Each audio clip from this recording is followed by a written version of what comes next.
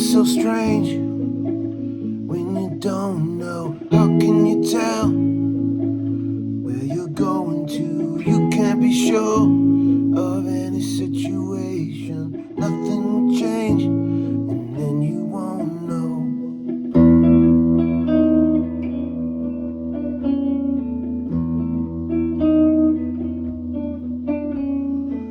Where do we go from here? It seems so all too near, just as far beyond as I can say. Doesn't matter to me anyway.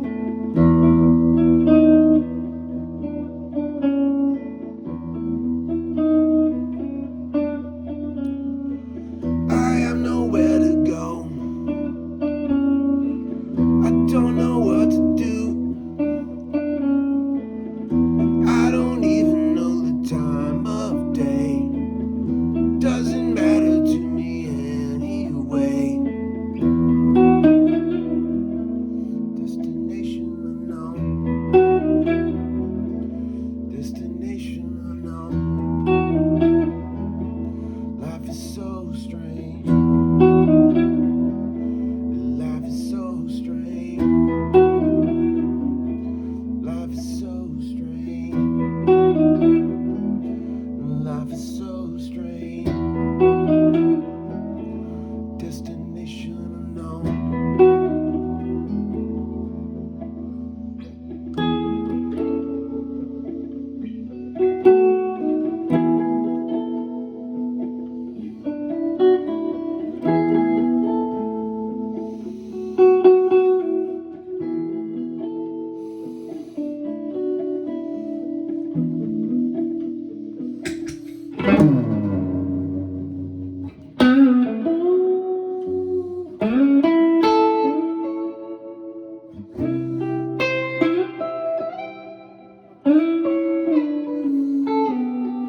Come on, come on.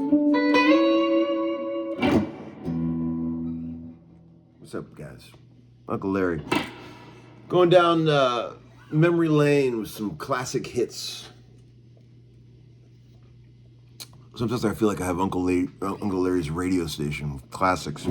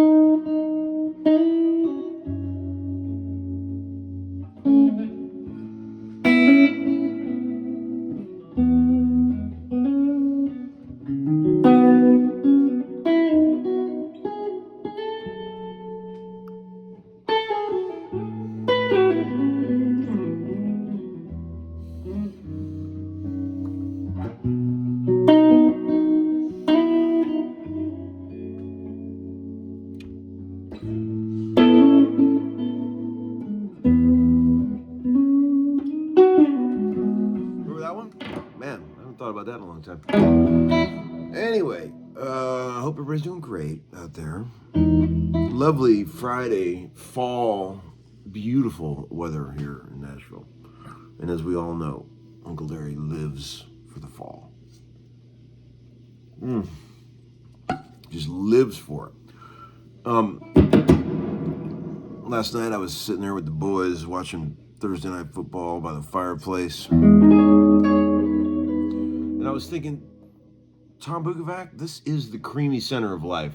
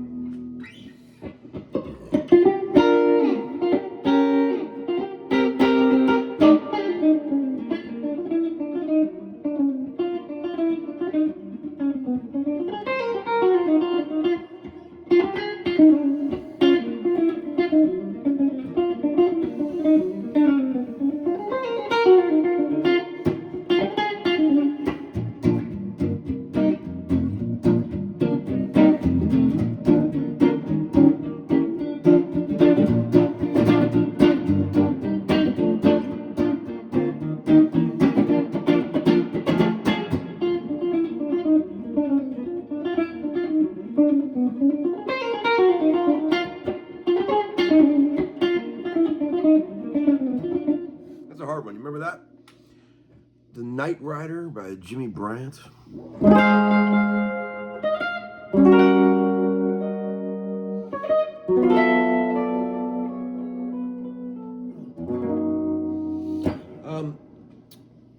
You know, an old Western swing classic there for you.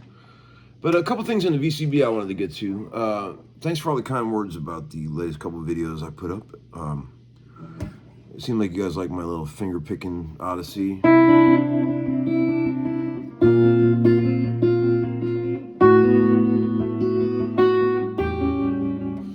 You know, you ever try doing that?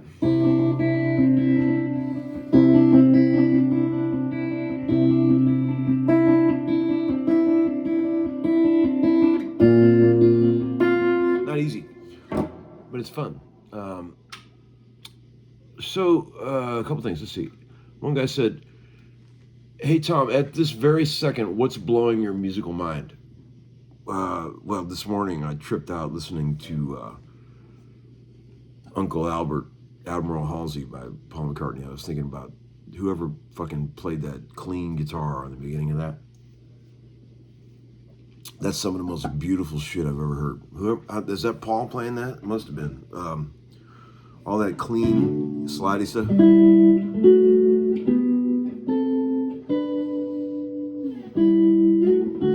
The note choices, the tone, the touch.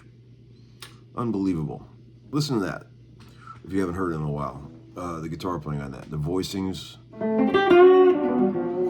And imagine putting on a set of headphones and just going in the studio and recording that. I mean, the creativity involved. I mean, music is so much better now.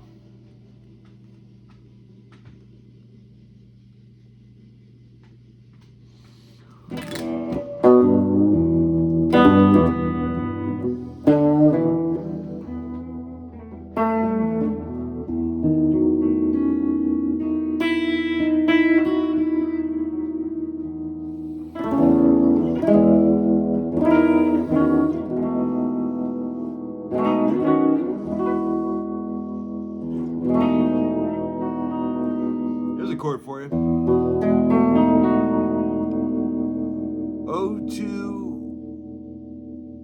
026422.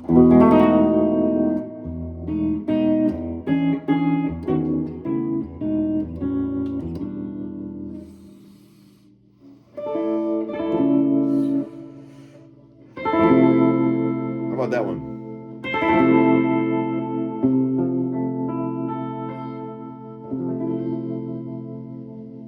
F major 7, the hardest way possible.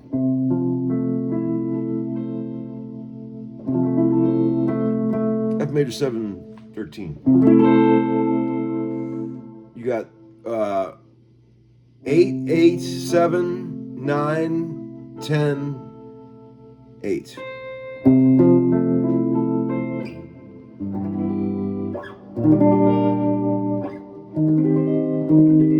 Those double note thumb grabs. Those are hard, but fun.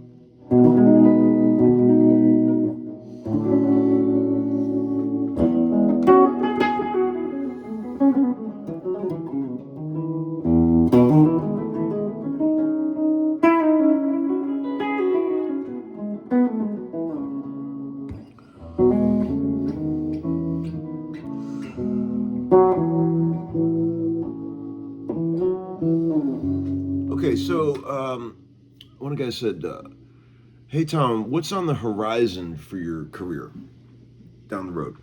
Oh, I already see it. More and more producing. I mean, I've been producing a shit ton of stuff lately, and I see it more and more coming. I'm starting to enjoy it more than I ever did. I've always produced a lot of shit, but I never enjoyed it like I've enjoyed it lately. And I've got a system together that really works. And man, it's been great. You know, aside from making my own records and making like my own projects where I wrote the stuff, producing records for other people and seeing how excited they get when the finished product exceeds everything they ever dreamed of is intoxicating. And it's the most satisfying thing I've found besides making your own records. I mean, it's just amazing, like seeing people, how excited they get when shit just turns out way better than they even hoped it would. You bring one of their songs to life and they get so stoked, and it's just magical. It's just amazing. What a gift. I mean, like imagine. I was thinking about that the other day. I help people do that kind of stuff all the time, but I've never really been on the receiving end of that. Like, imagine like writing a bunch of songs, and you don't know really how to record or anything, but you bring them to somebody and they turn it into this amazing record for you, right? It's like, what a gift to be able to give that. What a cool thing. But somebody was asking, like a guy contacted me today, and he was asking, like, what does it cost to make a record? And I feel like I should tell all you guys, because there's probably a lot of you out there that would like to make a record, but you don't know how much it would cost. And I've been doing a bit of this lately to the point where I can give you some accurate numbers so you can gauge. Like, if what I've noticed, a finished record, 10 songs, I think I've mentioned this before, no matter how many favors you call in or how many people you know, to do it right, to do an actual real record that could compete sonically with something, that anything else is made, it's about 40 to 45 grand. That's what it costs total. By the time you pay all the musicians, engineers, studio, mastering, mixing, yes, it can be widely varying from that point, but I think that's about the total. Like, I figured the way I track when I do it for people, it ends up costing about $6 grand a day total for me, the studio, and all the players to do a double session, which is from 10 to 5. And in that double session, you can get 2, sometimes maybe 3 mostly completed tracks. So if you wanted to make a 10 or 11 song record, it would take 5 days of recording. It's $6 grand a day. It's about 30 grand, which is reasonable. And then you add on the cost of mixing, mastering, and album artwork, right? And you probably end up in the 40 to 45 range. And see, the thing is, like, people look at that and they go, oh, that's a lot of money. But really, for what you get, it's not that. And all you got to do is have a small fan base of people. You don't have to be famous. A small fan base of people that will support you and buy the finished CD, you can get most of that money back, or sometimes make money. It's like it's a beautiful thing, really. I like to make the sessions fun. I think all the people that work with me always have they always seem to have a very good time. They always enjoy doing the sessions. I make it fun. It's very musical. We have a good time, but we get a good product in the end that's like really solid, and I really enjoy doing it. I see myself doing a bit more of that. I'll always do sessions, but I would probably phase out the sessions in lieu of more producing, probably. I think that's what's going to happen. And also, that course that I've been making with Brett Papa is about to be wrapped up, and that'll be nice. We're building a canon of material to release for subscription. And that, along with my constant gambling and football betting, should be enough to support me for the rest of my life. You know, betting the horses in football.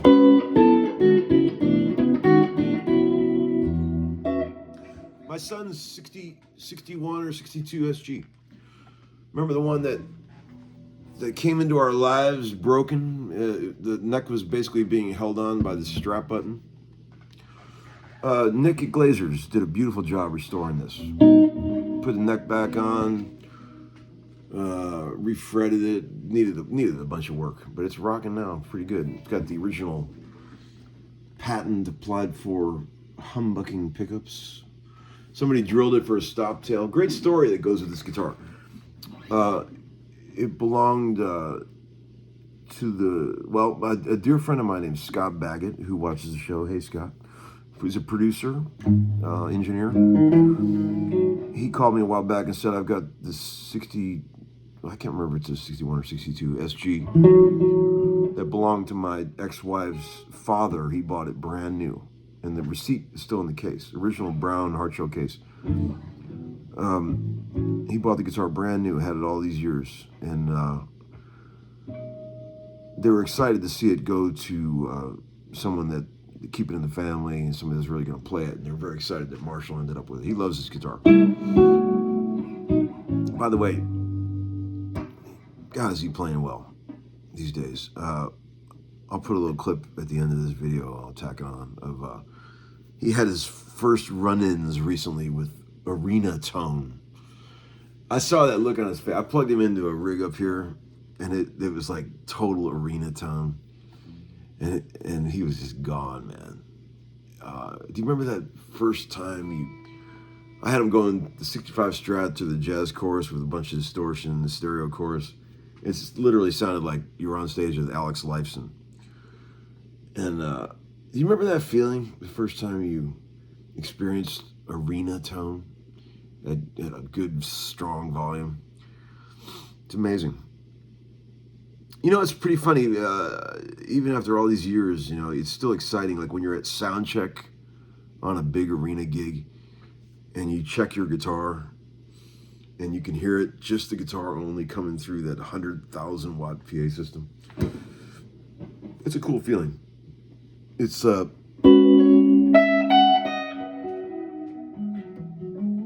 never gets old, I say.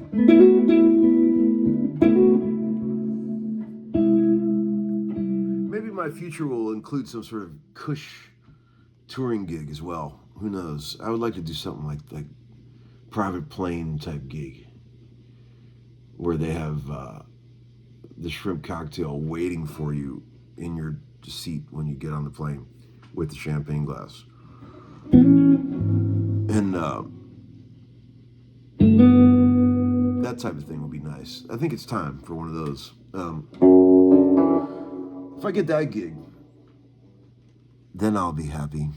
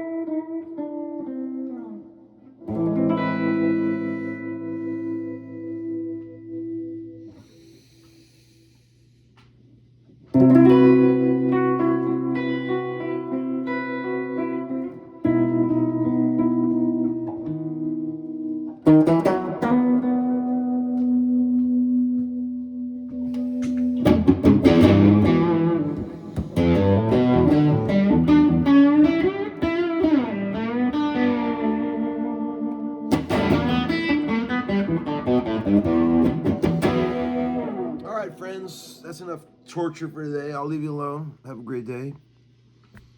Happy Friday. TGIF. Uncle Larry, over and out.